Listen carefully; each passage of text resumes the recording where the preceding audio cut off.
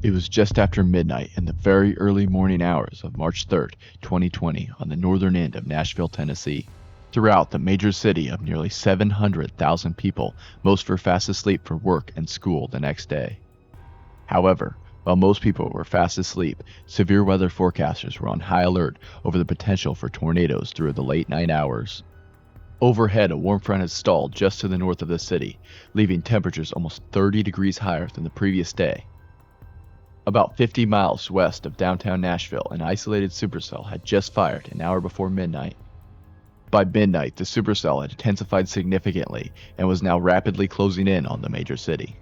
Around this time, Nashville resident Danise Grice and her husband were fast asleep in their home with their dogs.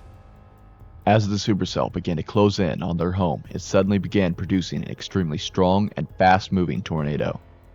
With just minutes until the significant tornado was to strike their home, the Grices were still fast asleep. In an instant, their home was struck by the tornado, ripping Danise from the bed and throwing her across the room as it tore apart the rest of their house and roof. In the end, Danise, her husband, and all their dogs survived the tornado, but across an over 60-mile path through the greater Nashville area, the tornado killed 5 people, injured 220 others, and inflicted over $1.5 billion in damages, leaving a path of almost complete destruction in its wake.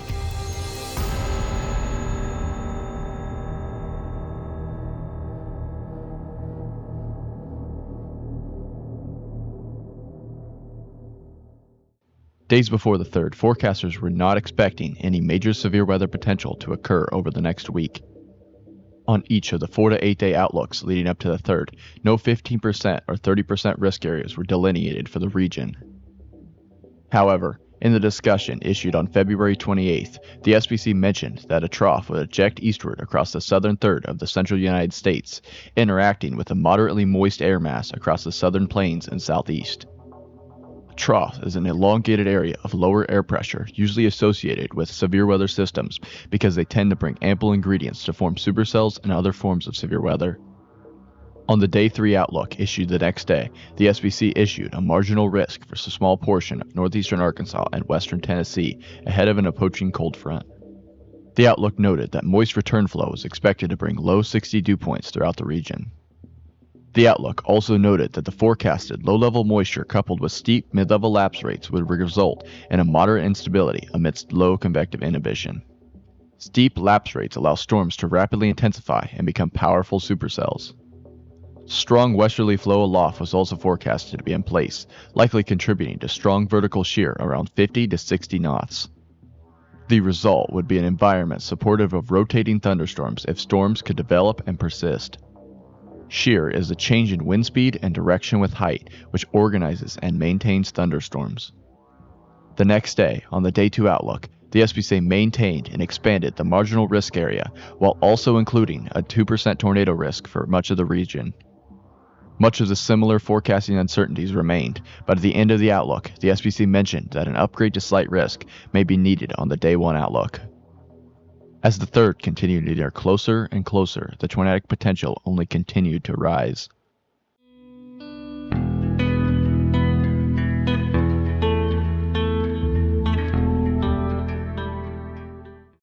By the first Day 1 outlook, the SPC upgraded the northern portion of the risk to a slight risk for hail while maintaining the 2% risk for tornadoes.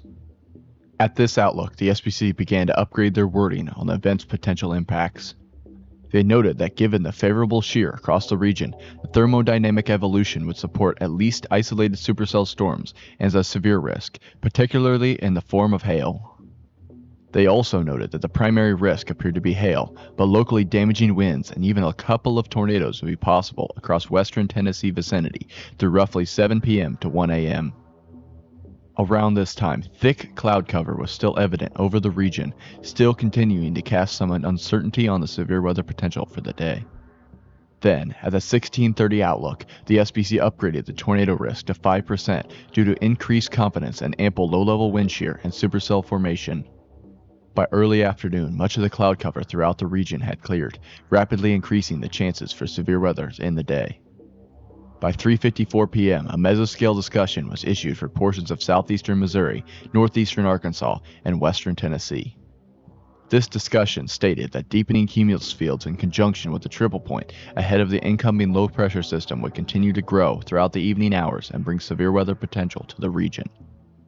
The triple point is the region near the intersection of two boundaries at a low-pressure maxima and is usually associated with the increased tornado potential due to higher low-level spin and vorticity.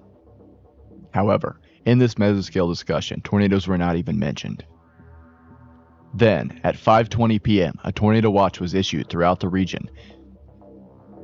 Around an hour after the SPC issued the watch, they issued a discussion further diving into the potential impacts of the watch area. In the discussion, the SPC noted that strong to severe storms, including isolated supercells, would continue to overspread southeastern Missouri and the nearby portions of the Ohio River Valley through 8 to 10 p.m., posing a risk for severe hail and perhaps a tornado or two. By late evening, a cluster of storms began to form near the associated triple point. As many of these storms quickly died off, an isolated cell began to fire to the south and intensify rapidly. As this supercell continued to intensify rapidly, the tornado potential continued to increase due to the potent lower-level jet present throughout the region. The lower-level jet, or LLJ, commonly kicks in the late evening hours and can rapidly cause potent supercells to become much more conducive for tornadoes due to greatly increased low-level shear. Then, at 10:12 p.m. on the 2nd, the first tornado from the extremely long-lived and devastating supercell touched down and caused EF1 damage near Bradford, Tennessee. The storm then quickly produced a second tornado at 10:41 p.m., this one EF2 strength, near the town of Fairview, Tennessee. As the supercell continued east, it then produced a third tornado at 11:05 p.m., this one EF2 strength, near the Tennessee town of Bethel. During this tornado, at 11:20 p.m., the SPC issued a new tornado watch for areas east of the original watch. The mesoscale discussion associated with this watch indicated an area of increased tornado potential over the next 2 hours, with Nashville directly in the center. The supercell then produced a fourth tornado near McEwen at 11:42 p.m., later rated EF0. After producing these first four tornadoes, the storm went through an extended cycling period as it crossed through the southern portions of Dixon and Cheatham counties. Around this point, the previously tornadic supercell was getting dangerously close to the northern end of Nashville. As the supercell began to prepare to drop another tornado, it only continued to grow closer and closer to Nashville.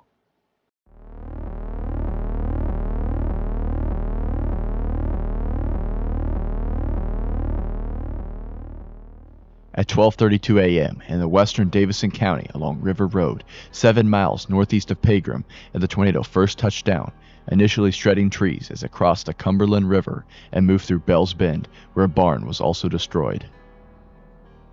The tornado then crossed the river a second time before heavily damaging John C. Toone Airport at an industrial area along Centennial Boulevard, including a terminal and the headquarters of Western Express Inc. at high-end EF2 strength. The airport had to sustain significant damage to its terminal and other buildings, with 17 metal hangars on the property destroyed. More than 90 aircrafts parked at the airport, including charter jets, smaller airplanes, and a news helicopter, were completely destroyed.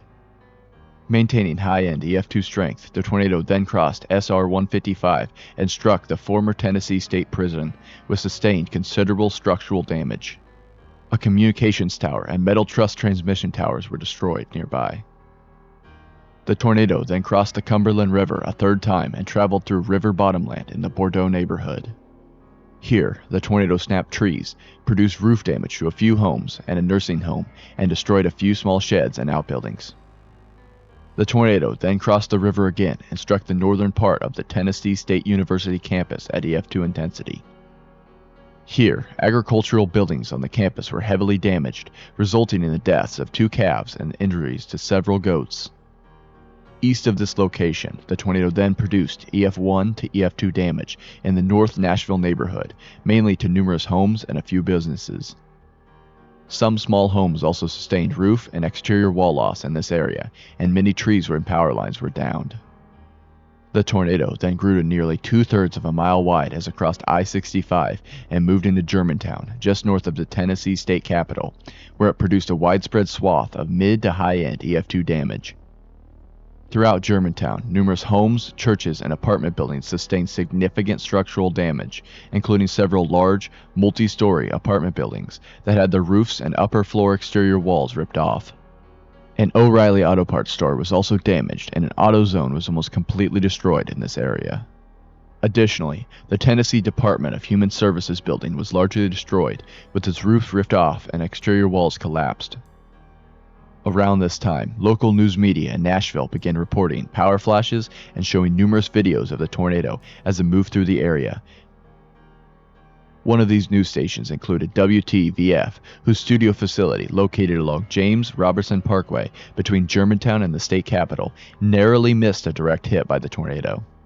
Incredibly, this section of the track was very similar to the path of the F3 tornado that struck downtown parts of Nashville on April 16, 1998, which also narrowly missed the WTVF building. After crossing the Cumberland River for a fifth time along Jefferson Street Bridge, the tornado then struck Topgolf and an industrial area, causing damage at EF1 to EF2 intensity. Here, a U-Haul store was destroyed, with numerous moving trucks flipped and tossed. The tornado then crossed I-24 at Spring Street and produced major EF3 strength damage in East Nashville, crossing the path of the April 16, 1998 F3 tornado in the Five Points neighborhood. Numerous businesses, restaurants, bars, homes, and apartment buildings were damaged or destroyed in Five Points, including Basement East, a popular music venue, which sustained major structural damage. Additionally, a YMCA was badly damaged, and a Dollar General store was completely destroyed.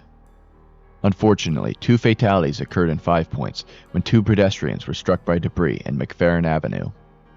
The tornado then continued to the neighborhoods east of Five Points, causing EF2 damage to numerous homes, churches, and multi-story brick buildings.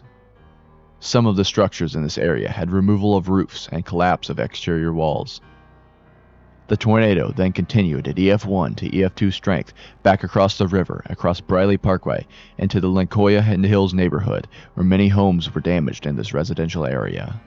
Numerous homes here sustained minor to moderate damage along this segment of the path, though a few of these homes were significantly damaged. The tornado then moved into Donaldson, crossing the Stones River twice, destroying much of Donaldson's Christian Academy and the Stanford Estates subdivision as it rapidly re-intensified.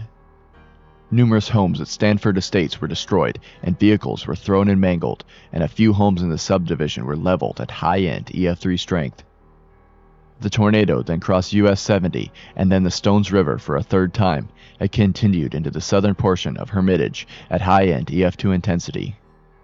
Numerous homes and industrial buildings sustained severe damage in Hermitage, along with Dodson Chapel United Methodist Church in the area of SR 265, SR 45, and Tulip Grove Road. Here, Kroger, Panera Bread, and Petco, in addition to multiple apartment buildings, sustained considerable damage. The tornado then maintained EF2 strength as it paralleled I-40 into Wilson County. The tornado then moved through Mount Juliet, producing a large swath of high-end EF3 damage as it crossed North Mount Juliet Road and substantially damaged Mount Juliet Christian Academy, West Wilson Middle School, and Stoner Creek Elementary. Numerous homes throughout town were heavily damaged or destroyed, and a few of them were completely leveled. 2 fatalities unfortunately occurred in western Mount Juliet along Catalpa Drive. The tornado then continued east of Mount Juliet, maintaining EF3 intensity along a 6-mile swath along the north side of I-40 and towards Lebanon, causing severe damage in residential, commercial, and industrial areas between the two cities. Numerous large warehouses, industrial buildings, and manufacturing facilities were destroyed in this area, and many semi-truck trailers were thrown and destroyed. A 5th fatality occurred in the CEVA Logistics Warehouse near Beckwith Road and Volunteer Drive. While on the interstate in this area, around 6 tractor trailers were blown from the eastbound lanes into the westbound lanes, resulting in the interstate being closed for nearly 12 hours. Further east, a 6th person was killed in a building along Eastgate Boulevard, although it was never confirmed if this death was directly related to the tornado. The last area of EF3 strength damage was observed to a warehouse along Eastgate Boulevard before the tornado weakened to EF2 intensity, producing more damage across SR 109 and along Leeville Pike and Tucker's Gap Road. Extensive tree damage occurred in this area, and multiple well-built homes had their roofs ripped off, a few of which had some exterior walls collapse. 2 metal truss electrical transmission towers were also blown over near Tucker's Gap Road before the tornado weakened to high-end EF1 strength and entered Lebanon. In Lebanon, many houses and businesses suffered considerable damage, including 2 large cemeteries, Lebanon Municipal Airport, Walmart, and Lowe's, as the tornado crossed South Hartman Drive, South Maple Street, and US 231. The Wilson County Fairgrounds were also affected as the tornado crossed US 70 and moved east out of town. Here, frame houses were damaged and some mobile homes and outbuildings were destroyed. The tornado then continued along the interstate between Lebanon and Tucker's Crossroads, causing damage on both sides of the interstate along Bluebird Road and Coe Lane. As the tornado passed Linwood Road, a gas station and a heavy equipment auctioneer's property sustained low-end EF2 damage. The gas station had a canopy blow over and a couple exterior walls knocked down. As the tornado continued into Smith County, the tornado then produced EF1 damage in the Grant and New Middleton communities, snapping and uprooting many trees, damaging or destroying barns and outbuildings, and causing considerable roof damage to homes. The tornado then dipped south of the interstate at New Middleton, continuing to damage homes and destroy outbuildings as it crossed ridges and valleys through the southern Gordonsville, while most of the damage occurred along Aggie Broach Road, Hickman Highway, and Maple Street.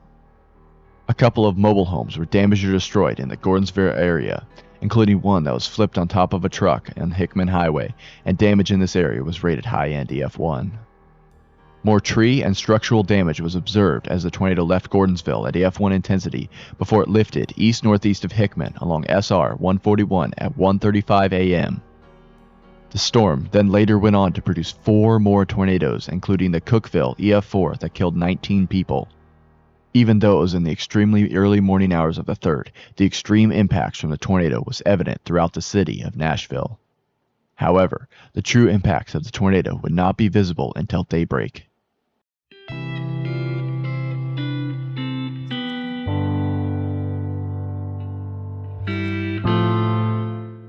The tornado unfortunately killed 5 people, 2 in Nashville and 3 in the Mount Juliet area. The max wind speeds of the tornado were estimated to have been 165 miles per hour over its 63-minute lifespan. As National Weather Service team surveyed the damage from the tornado, they initially found EF4 level 180 mile-per-hour damage associated with the 3 multi-story concrete and wood studio apartments collapsed during the tornado. However, after surveying the damaged buildings, the rating was lowered after major structural deficits were found. Throughout the major city of Nashville and the surrounding areas of Lebanon and Gordonsville, the devastation was evident. However, even through the devastation, Nashville's residents united to rebuild. Volunteers poured into devastated areas like East Nashville, Germantown, and Donaldson, clearing debris and distributing essentials like food, water, and clothing. Hands On Nashville mobilized over 10,000 volunteers, using churches, schools, and community centers as relief hubs, offering shelter and support. First responders rescued trapped residents, while Mayor John Cooper collaborated with FEMA and the Tennessee Emergency Management Agency to secure emergency funding and resources. However, rebuilding posed significant challenges, particularly for numerous small businesses and low-income families. Iconic establishments along Gallatin Pike, including restaurants and music venues, suffered severe damage, with many facing financial ruin. Crowdfunding campaigns on platforms like GoFundMe raised millions to help owners recover, while Nashville's music community rallied with benefit concerts featuring artists like Brandi Carlile and Jason Isbell. Nonprofits such as Habitat for Humanity and Rebuilding Together Nashville provided critical support, rebuilding hundreds of homes, though some of the residents remained in temporary housing into 2021 due to the scale of destruction. The tornado also exposed several weaknesses in Nashville's infrastructure, prompting investments in future severe weather and disaster resilience. The city upgraded electrical grids, improved stormwater drainage, and strengthened building codes to better withstand future disasters. In the end, the Nashville EF3 became the 6th costliest tornado in U.S. history and was one of the most devastating tornadoes to ever occur in a major city. Although the city was ravaged, the people of Nashville were able to come together and rebuild, and now the city is back to the way it used to be for many years.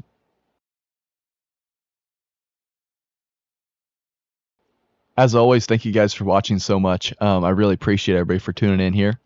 Don't forget to like and subscribe if you're new here. For more Wilder documentaries, I make these. Try to make these every week.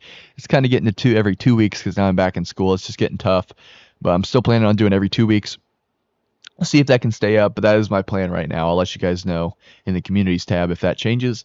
If you'd like to support the channel further, become a member. You can see a lot of behind the scenes stuff and get a little bit of early view on some of the other things, on future videos, live streams, everything like that, chasing, all that stuff. But anyways, thank you all for watching, and I'll see you guys in the next one. Goodbye.